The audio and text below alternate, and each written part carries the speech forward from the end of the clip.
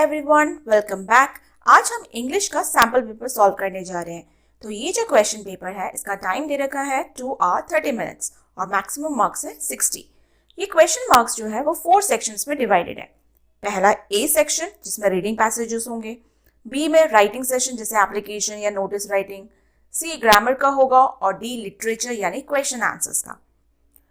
All questions are compulsory, सारे questions compulsory हैं, लेकिन उनमें इंटरनल चॉइसेस भी दे रखा होगा, तो आपको उस हिसाब से उनको अटेम्प्ट करना है। Marks are indicated against each section, हर एक सेक्शन के सामने मार्क्स दे रखा होगा या क्वेश्चन के सामने। Attempt question as per specific instructions given in each section या क्वेश्चन, जैसे आपको इंस्ट्रक्शंस दे रखे हैं उस हिसाब से सॉल्व करना है। तो पहला जो सेक्शन ए है वो 15 मार्क्स का है, जिसमें 2 पैसेजेस हैं। पहला पैसेज देख लीजिए, इस पैसेज को रीड कीजिए और उनके क्वेश्चंस का आंसर्स देने हैं आपको। तो जो पैसेज है इसमें दे रखा है, Bharat has been known world wide as a land of wise and heroic individuals. Bharat that is India, India जाना जाता है अपने बहादुरी के लिए, बहुत ही चतुराई के लिए। It's rich and diverse culture has attracted numerous travellers since ancient times. India जो है बहुत ही धनी है अपने कल्चर में भी, और तरह तरह के कल्चर जो है वो ट्रैवलर्स को अट्रैक्ट करती आई है। The people here live in unison presenting to the world unity in diversity. यहाँ के लोग एक दूसरे से सामंजस्य बना कर रखते हैं, जिसकी वजह से वर्ल्ड में डाइवर्सिटी यानी अलग होने पर भी वो एकता बनाए रखते हैं। Bharat is a land rich with rivers, lakes and high mountains. Bharat में बहुत ही रिवर्स भी हैं, लेक्स हैं, हाई माउंटेन्स है, जिसकी वजह से बहुत ही ये रिच है, भूमि बहुत रिच है। Its green forest are home to many plants, insects, birds and animals. यहाँ के जो हरियाली भरे जंगल है, जहाँ पर हरे भरे पेड़ हैं, जो कि घर है इंसेक्ट्स, बर्ड्स और एनिमल्स के लिए। All these elements ensure that Bharat prospers and is respected globally. ये सारे एलिमेंट्स जो है ये भारत को एक ग्लोबली यानी कि पूरे वर्ल्ड में एक रिस्पेक्ट देती है। प्रॉस्पर्स यानी कि भारत को डेवलप करती है। As its inhabitants we need to continue work hard and make sure that it prospers. हम भारतवासी हैं, इसलिए हमारी भी जिम्मेदारी बनती है कि हम बहुत हार्ड वर्क करें और इसको पूरा डेवलप बनाने में मदद करें। अब यहाँ पर कुछ क्वेश्चंस दे रखे हैं जिसके आंसर आपको इस पैराग्राफ में से ढूंढना है, इस पैसेज में ढूंढना है। तो क्वेश्चन है, first question, what has Bharat always been known for. Bharat किस लिए जाना जाता है? तो अगर आप इस पैराग्राफ में देखेंगे तो उसका करेक्ट आंसर होगा, या मैंने नीचे लिखा है, ये 5 क्वेश्चन हैं, तो उसके आंसर्स मैं 1 बाय 1 सारे आंसर्स यहाँ लिख रही हूँ। तो यहाँ पे देखिए, इसका जो फर्स्ट क्वेश्चन का आंसर है, the Bharat has always been known for its wise and heroic individuals. Bharat जाना जाता है अपनी चतुराई के लिए और बहादुरी के लिए। नेक्स्ट है, what is attractive about Bharat. Bharat में ऐसे क्या चीज़ें हैं अट्रैक्ट करती है जो ट्रैवलर्स को। Bharat rich and diverse culture, विभिन्न तरह के कल्चर्स, और कल्चर्स जो है धनी, जिसमें बहुत सारे कल्चर्स हैं, वो अट्रैक्ट करती है ट्रैवलर्स को। नेक्स्ट है, what is special about the fact that the people live here in unison. ऐसे क्या स्पेशलिटी है लोगों के अंदर कि वो एक साथ मिलजुल के रहते हैं। तो उसका आंसर हो सकता है, the special thing is that people live in unity despite diversity, showing unity in diversity. जो स्पेशल थिंग जिसकी वजह से लोग एक साथ रहते हैं, ये विभिन्नता में एकता है। विभिन्न कैसे भी क्यों ना हो, कल्चर्स डिफरेंट ही क्यों ना हो, लेकिन फिर भी वो एक साथ एकजुट होकर रहते हैं। What geographical features does the passage mention? Geographical features क्या है इस पैसेज के अकॉर्डिंग, यानी कि जोग्राफिकली हमारा जो भारत में ऐसे क्या है। That passage mentions rivers, lakes, high mountains and green forest as Bharat's geographical features. ये सब है, rivers है, lakes है, high mountains है, green forest है भारत में, जिसकी वजह से ये बहुत ही धनी है, लैंड है। नेक्स्ट है आपका, what is the advice given to everyone? कि क्या एडवाइस दी जाती है भारत में रहने वाले वासियों को। The advice given is that everyone should work hard to ensure Bharat continues to prosper and gain global respect. ये एडवाइस दी जाती है कि हर कोई हार्ड वर्क करे, जितना हम हार्ड वर्क करेंगे एक भारत जो है वो प्रॉस्पर बनेगा, डेवलप बनेगा और ग्लोबली उसको रिस्पेक्ट मिलेगी, यानी वर्ल्ड में उसको बहुत रिस्पेक्ट मिलेगी। तो ये था फर्स्ट पैसेज। नेक्स्ट पैसेज है, एक पोएम है और यहाँ पर आपको सेंटेंसेस कंप्लीट करनी है। तो evenings we play ball next to the creek in our neighbours field. शाम को हम खेलते हैं नदी के किनारे पास के खेत में। We run so fast I can't even catch my breath. हम इतनी तेज दौड़ते हैं कि हम अपनी सांस लेना भी बहुत मुश्किल हो जाता है। नहीं तेज जब हम तेज तेज भागते हैं तो सांस अटक जाती है कभी, या सांस लेने में बहुत तेज हम सांस लेते हैं तो can't even catch my breath, इसका मतलब ये होता है। When blue dark turns to black, जैसे ही आसमान काला हो जाता है, जब ब्लू था स्काई तो वो रात में अंधेरे में ब्लैक हो जाता है। Cold grass ex our feet, जैसे ही ठंडी ग्रास जो होती है वो हमें पैरों में चुभती है। ट्रीप क्रीप क्लोज, ट्रीज नजदीक आते हुए नजर आते हैं, यानी पास में आता हुआ नजर आता है। गेम्स ओवर, और इससे पता चलता है गेम ओवर हो गया है कि बिकॉज नाइट विंस, अंधेरा जीत गया। तो complete the following based on the poem. एक कुछ सेंटेंसेस हैं उसको आपको कंप्लीट करना है। जैसे जैसे पोएम आप रीड करेंगे काफी सेंटेंस मैच करते हुए नजर आएंगे। यहाँ पर दे रखा है first, the children play ball, ball खेल रहे हैं चिल्ड्रन, तो यहाँ बॉल आएगा। इन द इवनिंग, इवनिंग में।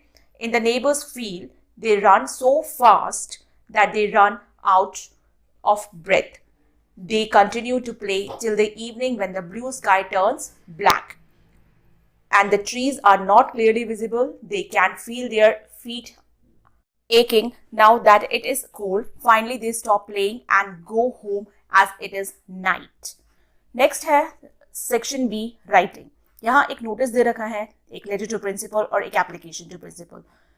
तो यहाँ चॉइसेस दे रखी है, तीनों में से सिर्फ आपको एक करना है। फर्स्ट है notice writing. You are Riya Rohan the head girl और हेड बॉय। रिया है तो हेड गर्ल एंड रोहन है तो head boy of ABC public school. कोई भी पब्लिक स्कूल, या आप अपना स्कूल का नाम भी लिख सकते हैं। अगर इस तरह से क्वेश्चन आएगा तो ऑब्वियसली आपके स्कूल का नाम होगा। Your school is organising a science exhibition on March 28। March 28 को एक साइंस एग्जीबिशन हो रहा है, उस पर आपको एक नोटिस लिखनी है। Write a notice inviting students to participate in the exhibition.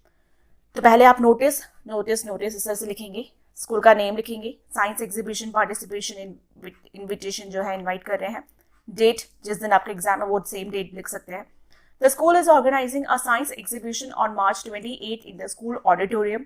School auditorium में March 28 को साइंस एग्जीबिशन होने वाला है। All students from class 6 to 12 are invited to participate and showcase their innovative science models, experiments and ideas.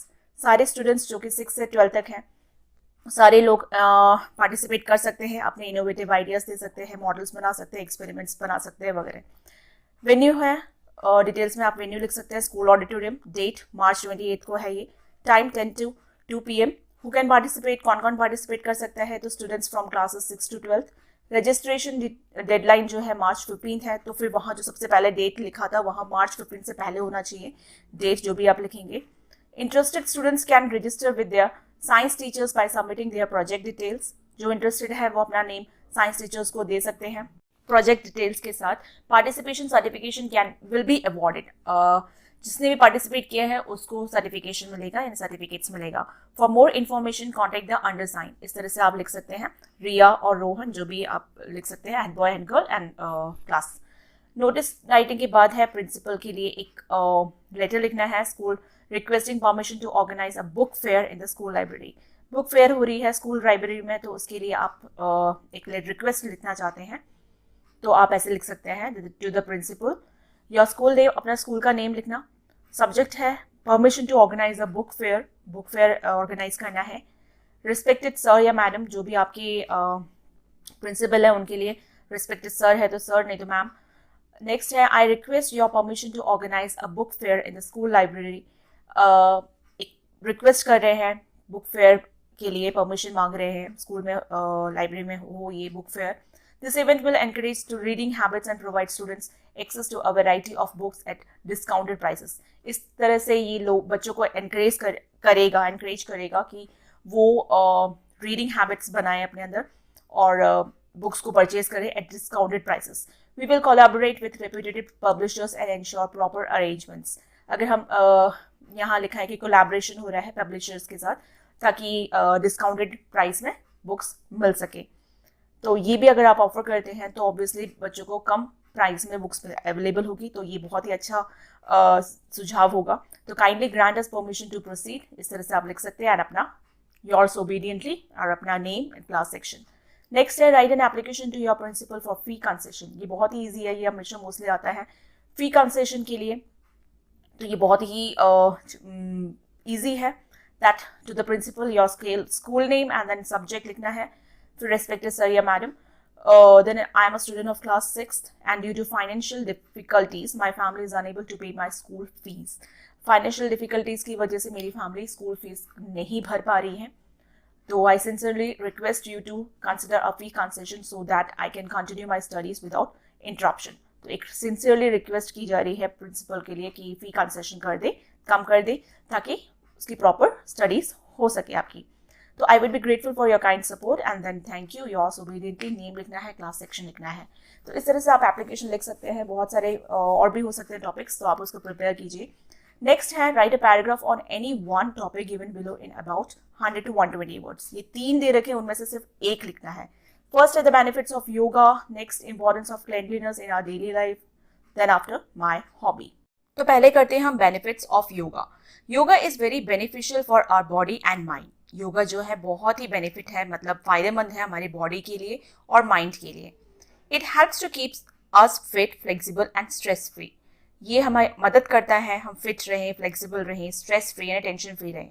Regular practice of yoga improves concentration, boost energy and strengthens immunity. अगर हम regularly practice करेंगे तो ये हमारे concentration level, यानी कि अगर हम किसी चीज़ में ध्यान देना चाहते हैं तो वो ध्यान शक्ति बढ़ाता है, एनर्जी को बूस्ट करता है, एनर्जी बढ़ाता है, और हमारी इम्यूनिटी यानी हमें बीमार होने से भी, हम जल्दी जल्दी जो बीमार होते हैं उससे भी हमें बचाता है। It also helps in reducing anxiety and improving mental health. हमें जो बीच बीच में गुस्सा आता है या हम लोग को मेंटली जो प्रॉब्लम होती है या टेंशन लेते हैं, तो वो सबको भी इम्प्रूव करता है। Simple yoga poses and breathing exercises can make us feel fresh and active. Simple yoga जो पोजेस होते हैं या ब्रीथिंग एक्सरसाइज होती है, इससे हम फ्रेश फील करते हैं, एक्टिव फील करते हैं। Yoga is good for all age groups and can be done anywhere. Yoga बहुत ही अच्छा है, ये सारे लोग कर सकते हैं, किसी भी एज के लोग कर सकते हैं, और ये हम कहीं भी कर सकते हैं, यानी पार्क में बैठकर भी, घर में भी, कहीं भी। It helps in maintaining a balance lifestyle and keeps many diseases away. ये हमारे लाइफस्टाइल को बैलेंस करता है और हमें बीमारियों से बचाता है, यानी हमारे अंदर इम्यूनिटी बढ़ जाती है। इसलिए practising yoga daily makes our mind peaceful and our body strong. अगर हम योगा को डेली प्रैक्टिस करेंगे तो ये हमें बहुत शांति प्रदान करता है और हमारी बॉडी को स्ट्रॉन्ग रखता है। नेक्स्ट है आपका importance of cleanliness in our daily life. Clean environment होगा या आसपास कितना क्लीन होगा, तो उससे कितना ज़्यादा ज़रूरी है क्लीन हमारे लाइफ में, क्लीनलीनेस हमारे लाइफ में, साफ़ सुथरा होना कितना ज़रूरी है हमारे लाइफ में, वो लिखना है। Cleanliness is very important in our daily life. बहुत ज़रूरी है साफ़ सुथरा होना, साफ़ सफाई रखना। It keeps us healthy and free from diseases. ये हमें हेल्दी रखता है और बाकी बीमारियों से भी बचाता है। Keeping our surroundings clean reduces pollution and creates a better environment to live in. अगर हमारा जो सराउंडिंग्स है वो क्लीन रहेगा, पॉल्यूशन फ्री रहेगा, तो एनवायरनमेंट में जहाँ हम रहते हैं वो अच्छा एनवायरनमेंट रहेगा, तो हमारी लाइफ भी अच्छी रहेगी। Personal hygiene like washing hands and bathing regularly prevents infections. अगर हम अपना पर्सनल हाइजीन यानी कि अपने ऊपर हमारे जो जैसे हाथ धोना और रेगुलर बाथिंग मतलब रेगुलरली नहाने पे, डेली नहाएंगे तो हम काफ़ी कीटाणुओं से बच सकेंगे। ये प्रिवेंट करता है हमारे इन्फेक्शन से। A clean home and school make us feel fresh and comfortable. घर साफ सुथरा होगा या स्कूल साफ सुथरा होगा तो ये हमें फ्रेश रखता है और कंफर्टेबल रखता है। Proper disposal of waste and keep public places clean also help in maintaining hygiene. अगर हम अपने आसपास के एरिया को साफ रखें, है ना, पब्लिक प्लेसेस में भी गंदगी ना फैलाएं, तो हम काफ़ी हाइजीन रहेंगे और इन्फेक्शन से दूर रहेंगे। Cleanliness is not just about keeping ourselves neat but also about protecting nature. Cleanliness का मतलब ये नहीं कि हम अपने आप को ही साफ सुथरा रखें, हमें तो अपने आप को साफ सुथरा रखना ही है, साथ में जो नेचर या एनवायरनमेंट है उसको भी साफ रखना है, गंदगी नहीं फैलानी है। If we stay clean and keep our surroundings clean, we can live a happy and healthy life. अगर हम आसपास साफ सुथरा रखेंगे, अगर सराउंडिंग क्लीन रहेगा, तो हम अच्छे से लाइफ जी पाएंगे, खुशहाल जी पाएंगे और हमारी लाइफ हेल्दी रहेगी। हम ज़्यादा बीमार नहीं पड़ेंगे। और इस तरह से अगर आप अपना ध्यान रखेंगे तो स्कूल्स में भी आप ज़्यादा एब्सेंट नहीं होंगे और आपकी पढ़ाई भी अच्छे से होती रहेगी। ठीक है। नेक्स्ट है my hobby. Painting. My hobby में आप कुछ भी लिख सकते हैं, जैसे मैंने यहाँ पेंटिंग लिखा है। My hobby is painting. I love use different colours to create beautiful pictures. मैं बहुत सारे डिफरेंट कलर यूज़ करती हूँ अच्छी पिक्चर बनाने के लिए। Painting helps me express my thoughts and feeling. Painting के थ्रू मैं अपने थॉट्स और फीलिंग्स को एक्सप्रेस कर सकती हूँ, ठीक है। जो मैं फील कर रही हूँ वो मैं ड्रॉ कर सकती हूँ। I enjoy drawing landscapes, animals and creative designs. मैं लैंडस्केप बना सकती हूँ, पहाड़, पौधे वगैरह, एनिमल्स, डिज़ाइंस वगैरह वगैरह। It makes me feel happy and relax. ये मुझे बहुत खुशी देता है और मैं रिलैक्स फील करती हूँ। Whenever I have a free time I take my brushes and start painting. जब भी मेरे पास बहुत फ्री टाइम होता है मैं ब्रशेस लेती हूँ और पेंटिंग करना शुरू कर देती हूँ। It also improves my creativity and patience. इससे मेरी क्रिएटिविटी भी इम्प्रूव होती है और थॉट्स आते हैं, आइडियाज़ आते हैं और मैं काफ़ी पेशेंटली फील करती हूँ। Sometimes I gift my paintings to my friends and family which makes them happy. कभी कभार मैं अपनी पेंटिंग्स को एज अ गिफ्ट अपने फ्रेंड्स को या फैमिली को देती हूँ, जिससे वो लोग भी खुश हो जाते हैं। Painting allows me to explore my imagination and try new ideas. Painting से मैं अपने इमेजिनेशन को एक्सप्लोर कर पाती हूँ, कितनी इमेजिनेशन मैं कर बना सकती हूँ। इमेजिनेशन से आइडियाज़ मेरे इम्प्रूव होते हैं। It was also a wonderful way to spend time and learn new skill. ये एक अच्छा तरीका है टाइम को स्पेंड करने का और नई नई चीज़ों को सीखने का। I hope to become a great artist one day. इस तरह से मैं एक अच्छी ग्रेट आर्टिस्ट भी बन सकती हूँ। तो इस तरह से आप पेंटिंग में लिखा है, आप कुछ और हॉबी में लिख सकते हैं। नेक्स्ट है सेक्शन सी, जो कि ग्रामर है। 2 क्वेश्चंस और हर एक क्वेश्चन में 1 मार्क का है, तो 5 मार्क्स का, और 5 मार्क्स दैट इज 10 मार्क्स का। तो फर्स्ट है ये unscramble the antonyms of the words. Antonyms means opposite words हैं, तो यहाँ पर आपको ऑपोजिट वर्ड्स लिखना है। एक एग्जाम्पल दे रखा है, ये जंबल वर्ड्स है, इसको सही करना है। स्क्रैम्बल्ड है, ये अनस्क्रैम्बल करना है। जैसे कि डिस्प्ले का ये हाइड हो गया, ठीक है, ये एग्जाम्पल दे रखा है। नेक्स्ट है टाइनी। टाइनी छोटा होता है और बड़ा होता है ह्यूज, तो इसका ऑपोजिट वर्ड है, और जो कि स्क्रैम्बल था वो अनस्क्रैम्बल करना था। नेक्स्ट है वंडरफुल। वंडरफुल का ऑपोजिट होता है टेरेबल, तो ये आपने यहाँ पर फिल करना है, टेरेबल। नेक्स्ट है क्वाइट। क्वाइट का होता है नॉइसी, ठीक है, तो NOISY, नॉइजी। नॉइजी बहुत आवाज़ होती है उसको नॉइजी कहते हैं। नेक्स्ट है टास्क। कोई टास्क टाइम पे होता है, और एक होता है पास टाइम, यानी फ्री टाइम, जब आप भी कुछ भी कर सकते हैं, जैसे हाँ हॉबी में अपना कुछ भी करना होता है वो फ्री टाइम में हम लोग करते हैं, दैट इज। नेक्स्ट है टफ। टफ है तो उसका ऑपोजिट वर्ड हो गया ईजी, EASY, तो ये हो गया। अब इन्हीं ऑपोजिट वर्ड्स को आपको सेंटेंसेस बनाने हैं, तो आइए देखते हैं इसके सेंटेंसेस क्या होंगे। The elephant is huge. Huge is the word, elephant बहुत बड़ा है, but the mouse is tiny, mouse tiny है। The weather was terrible during the storm. यहाँ पर टेरेबल वर्ड यूज हो गया, वेदर बहुत ही ज़्यादा टेरेबल है, जिसकी वजह से स्टॉर्म हो रहा है। The classroom became noisy. Classroom जो है बहुत ज़्यादा नॉइजी हो गई जब टीचर क्लास से चले गए, when the teacher left.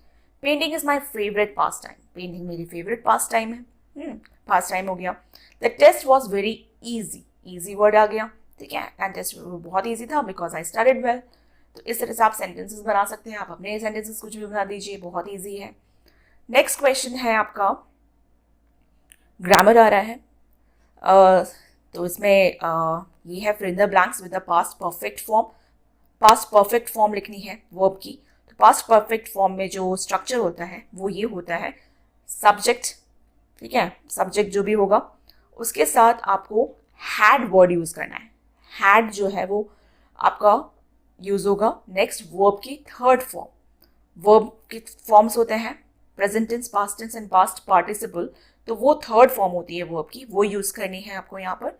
Then after object जो भी बचा हुआ सेंटेंस है वो, तो इसको यूज करते हुए आपको यहाँ पर हैड वर्ड यूज करना है। तो यहाँ पर लिखा है Prabhat dash already dash his homework before going to the badminton match. तो ये फिल इन द ब्लैंक्स लिखना है, पास्ट परफेक्ट फॉर्म यूज करनी है आपको। तो प्रभात जो फर्स्ट वर्ड सेंटेंस है इसमें आपका जो वर्ब दे रखा है फिनिश, तो फिनिश का आपको पास्ट परफेक्ट टेंस लिखना है, तो हैड वर्ड यूज होगा। तो यहाँ फर्स्ट सेंटेंस में हैड आएगा, हैड ऑलरेडी फिनिश्ड। नेक्स्ट है Surya dash basketball for years before joining the schools badminton team. तो यहाँ प्ले है तो यहाँ प्ले का हैड प्लेड हो जाएगा। By the time Prabhat arrived Surya dash already dash several matches. तो यहाँ विन है तो उसका जो पास्ट पार्टिसिपल है यहाँ पर आ जाएगा हैड ऑलरेडी वॉन। नेक्स्ट है the new student Surya had never met. Never meet का पास्ट पार्टिसिपल मेट होता है, तो वो हैड नेवर मेट. नेक्स्ट है before the games period Prabhat had practice badminton extensively. यहाँ प्रैक्टिस है तो उसका पास्ट परफेक्ट फॉर्म हो जाएगा हैड प्रैक्टिस्ड. तो इस तरह से आपका क्वेश्चन आ सकता है, बहुत इजी है. आप इसके वर्ब के फॉर्म्स को पढ़िए तो आपको सारे जो वर्ब का थर्ड फॉर्म है वो भी आ जाएगा. नेक्स्ट है आपका सेक्शन डी लिटरेचर यानी क्वेश्चन आंसर्स, जो कि यहाँ पर 10 क्वेश्चंस करने हैं और हर एक क्वेश्चन 2.5 मार्क्स का है, तो इस तरह से टोटल 25 मार्क्स का. तो यहाँ पर आपको कोई से भी 10 क्वेश्चन करने हैं. तो पहले देखते हैं कितने क्वेश्चन है. यहाँ 14 नंबर ऑफ क्वेश्चन है. तो पहला क्वेश्चन है how is neem useful to farmers. Farmers के लिए नीम कितना ज़्यादा ज़रूरी है और कैसे यूजफुल है, कैसे उसके लिए काम आता है. तो neem is useful in following ways. Farmers मतलब किसान, किसानों के लिए नीम कैसे यूज होता है. देखिए, नीम सीड पाउडर, नीम का जो सीड पाउडर है, जो बीज का जो पाउडर होता है, protects crops from paste like locust. जो सीड पाउडर जो है वो क्रॉप्स को बचाती है, खेतों को बचाती है, और उनको पेस्ट जो लोकस्ट होता है, आपने देखा होगा उड़ने वाला जो कीड़ा होता है, थोड़ा बड़ा सा जो इंसेक्ट काइंड ऑफ कीड़ा होता है जो कि खेतों को खराब कर देता है, उसको लोकस्ट कहते हैं. उसको उनसे बचाता है नीम सीड पाउडर. सेकेंड है इट प्रिवेंट्स टर्माइट्स. टर्माइट्स जो दीमक होते हैं from damaging crop roots, crop के जो रूट्स को खराब कर देते हैं, तो वो उनको भी बचा लेता है नीम के पत्ते या नीम के सीड के powder. It stops mosquito breeding in stagnant water in fields. जो इकट्ठे पानी में जो मॉस्किटोज बनते हैं, मच्छर पैदा होते हैं, उनको भी वो क्लीन कर देते हैं या स्टॉप कर देता है. तो इस तरह से भी खेत बचे रहते हैं. नेक्स्ट क्वेश्चन है आपका Where did the bird go when it fluttered from its straw nest? जो बर्ड है वो अपने नेस्ट यानी घोंसले से बाहर निकलकर कहाँ उड़ के जाना चाहती है, कहाँ वो फड़फड़ाना चाहती है. तो इसका आंसर होगा the bird went out into the larger world beyond the nest likely exploring the trees and the sky. Bird जो है वो बाहर की दुनिया देखना चाहती है, नेस्ट के घोंसले से बाहर निकलकर पूरी दुनिया देखना चाहती है, ट्रीज को एक्सप्लोर करना चाहती है, स्काई एक्सप्लोर करना चाहती है, घूमना चाहती है, फिरना चाहती है. तो इस तरह से आप इसका आंसर लिख सकते हैं. नेक्स्ट क्वेश्चन है आपका why do you think Prabhat cheated in the beginning to win the badminton match against Surya. कि आपको क्या लगता है कि प्रभात ने शुरुआत में खेल को जीतने के लिए, बैडमिंटन मैच को जीतने के लिए सूर्या के साथ चीटिंग क्यों किया. तो इसका आंसर है प्रभात cheated because he was afraid of losing and wanted to win no matter what. उसने चीटिंग इसलिए किया क्योंकि उसको डर था कहीं वो हार ना जाए, तो जीतने के लिए उसने सोचा कि वो सूर्या को हरा दे किसी भी तरह से. तो इसका आंसर ये हो गया. नेक्स्ट जो क्वेश्चन है वो है आपका 4th नंबर का. What quality did the bird say it had when it flew away? जब वो उड़ रही थी, जब वो उड़ के जा रही थी बर्ड, तो उसके अंदर ऐसे क्या क्वालिटी थी, उसने क्या कहा कि उसके पास ऐसी क्या क्वालिटी है जब वो उड़ रही थी. तो बर्ड ने कहा the bird said it had the quality of courage when it flu away. Bird ने कहा एक उड़ने के लिए एक जो क्वालिटी होनी चाहिए वो है साहस. अगर आपके अंदर हिम्मत और साहस है तो आप हर चीज़ को पार कर सकते हो. तो उसी तरह से उसने कहा कि उसके अंदर करेज है, साहस है, जिसकी वजह से वो उड़ सकी बिना डर से. जो नेक्स्ट क्वेश्चन है आपका number 5. What was it about Surya that Prabhat observed? प्रभात ने सूर्या के अंदर ऐसा क्या ऑब्जर्व किया गेम खेलते टाइम पे. तो Prabhat observe that Surya enjoyed playing games whether he was good at them और नॉट. उसने ऑब्जर्व किया कि सूर्या जो है वो गेम खेलने में एंजॉय कर रहा है, चाहे वो कैसे भी हो, चाहे वो उसको जीते या ना जीते, लेकिन वो हमेशा खेलता है, अच्छा खेलता है. Surya's happiness did not depend on winning और लूजिंग अनलाइक प्रभात. जैसे प्रभात जीतने के लिए कुछ भी करता है वैसा सूर्या नहीं करता. वो चाहे जीते या हारे वो सिर्फ एंजॉय करता है, गेम को सीखता है और अच्छे से खेलता है. अगला है describe one long term effect that the practice of yoga can have on a persons qualities. एक लॉन्ग टर्म इफेक्ट यानी कि बहुत लंबा तक इफेक्ट रहने वाला कोई ऐसी क्वालिटी बताइए जो योगा करने के बाद, प्रैक्टिस करने के बाद आती है. तो yoga develops patience, helping individuals become more mindful and calm in their daily lives. Yoga करते हैं तो लोगों के अंदर धैर्य आता है, पेशेंस आता है, यानी हर काम को वो आराम से करते हैं, जल्दीबाजी नहीं करते, ध्यान से करते हैं। और एंड हेल्पिंग इंडिविजुअल्स, और दूसरों की मदद भी करते हैं। बिकम मोर माइंडफुल, बहुत थॉटफुल हो जाते हैं, बहुत थिंकिंग पावर काफ़ी इंप्रूव हो जाती है। एंड काम इन देयर डेली लाइफ्स, और काफ़ी काम रहते हैं, आराम से रहते हैं, शांत रहते हैं। नेक्स्ट है explain the idea of unity in yoga. Yoga के अंदर जो यूनिटी है उसका आइडिया क्या है? Yoga means union, yoga means Ekta, symbolizing the connection between the body, mind and spirit, promoting harmony within oneself and with the world. Yoga means union. Union मतलब अपने अंदर किस चीज़ का? बॉडी का, माइंड का एंड स्पिरिट का, शरीर का, मन का और अपने आत्मा से, इन दोनों तीनों का कनेक्शन, और एक जिससे हम सामंजस्य बना के रखते हैं, शांत बना के रखते हैं, हार्मनी बना के रखते हैं, अपने अंदर भी शांत रहते हैं, पेशेंटली रहते हैं, और लोगों को भी और बाकी जो बाहरी दुनिया है उसमें भी काफ़ी काम रहते हैं, काफ़ी आराम से अनपेशेंटली रहते हैं, हर चीज़ को ऑब्जर्व अच्छे से करते हैं।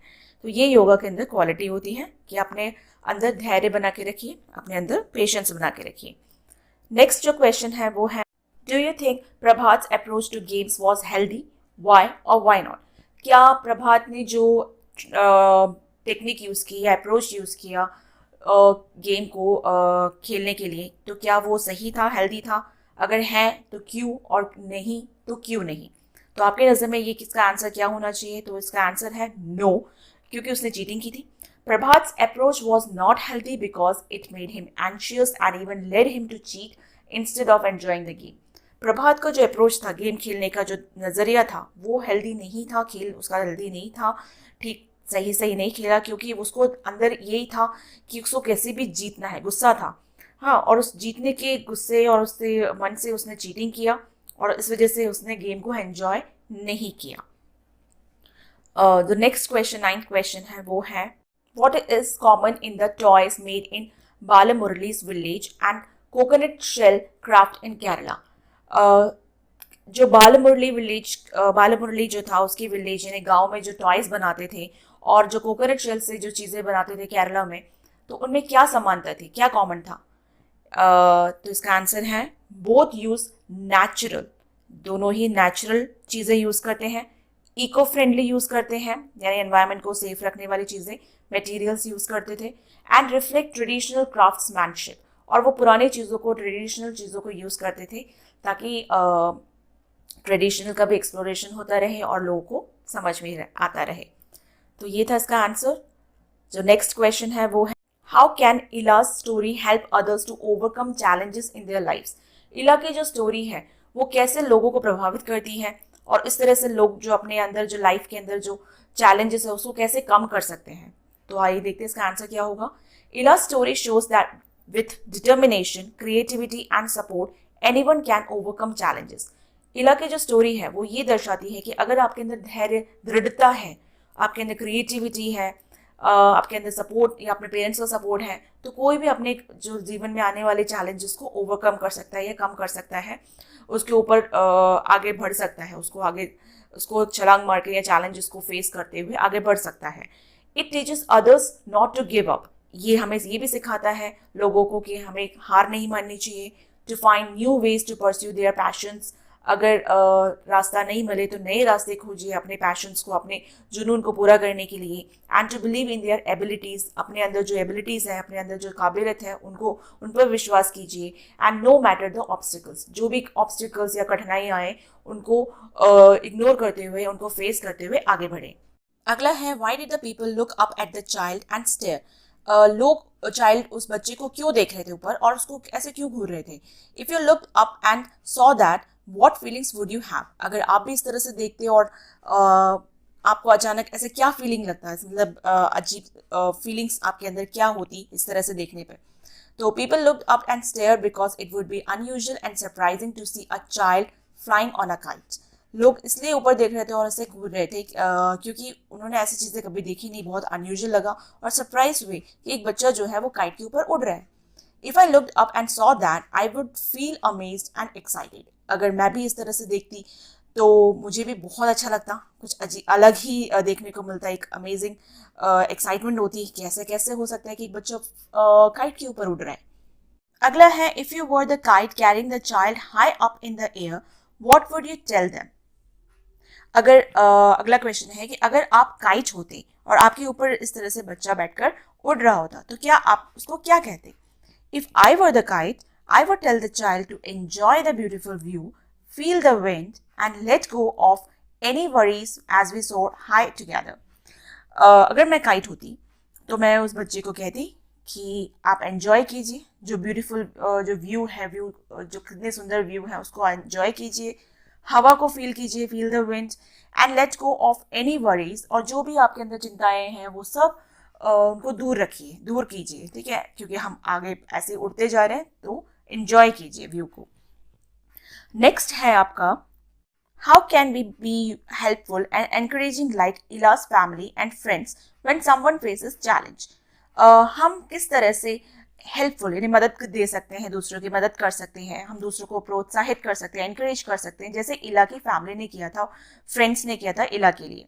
हम अगर कोई इंसान या कोई भी समवन कोई भी चैलेंजेस फेस कर रहे हैं तो हम उसकी मदद कैसे कर सकते हैं, तो हम कैसे कर सकते हैं, that is we can be helpful by offering support, हम उनकी सपोर्ट कर सकते हैं, एनकरेजमेंट उनको प्रोत्साहित कर सकते हैं, उनको एनकरेज कर सकते हैं, एंड पेशेंस उनको धैर्य दे सकते हैं। We can motivate others to find alternate ways to achieve their goals just like इलाज फैमिली डिड।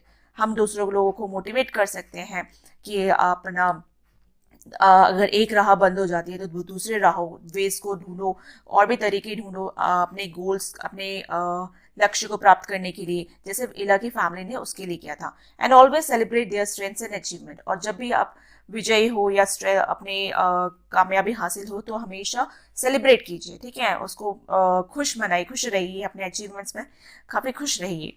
नेक्स्ट है आपका, in Dhokra why does wax come out of the small openings. Dhokra में जो वैक्स है, जो मोम था, वो बाहर छोटे स्मॉल ओपनिंग से कैसे बाहर आता था।